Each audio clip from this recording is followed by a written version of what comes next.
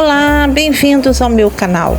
Hoje estou trazendo para vocês uma lareira em miniatura. Aqui eu comprei essa lareira em MDF. Ela vem toda decoradinha e tal, mas eu quero pintá-la, tá? Eu quero decorá-la. Então eu estou fazendo a pintura aqui com a tinta preta, usei a tinta branca e depois eu vou cobrir com massa de biscuit.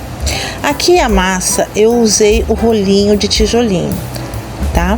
E agora eu colei por cima, né? Cobri a lareira e agora eu estou fazendo o acabamento, né? Tirando aqui o excesso de massa, depois eu vou cobrir também as laterais. Lembrando, não deixe de se inscrever no canal, curtir, comentar, compartilhar, ativar o sininho para receber as notificações. Isso ajuda muito a engajar e a crescer o canal. Então vamos lá!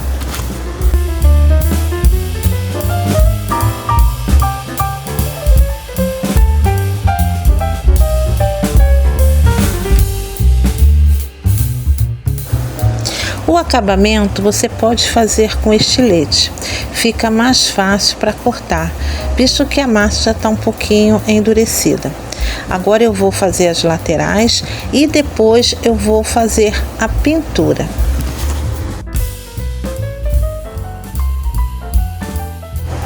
Para pintura eu estou usando também a tinta PVA marrom da Tec Bond, para dar o sentido de madeira. Depois eu vou usar também o pó mágico Emerson Nogueira para fazer o sombreado.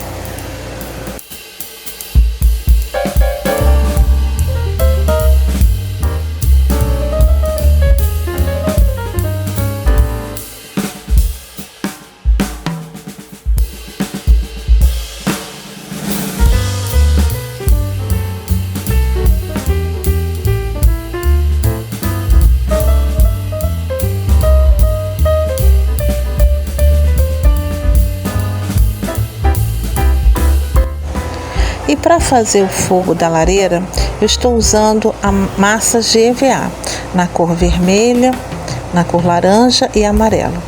Fica muito legal, visto que é uma massa fina, leve.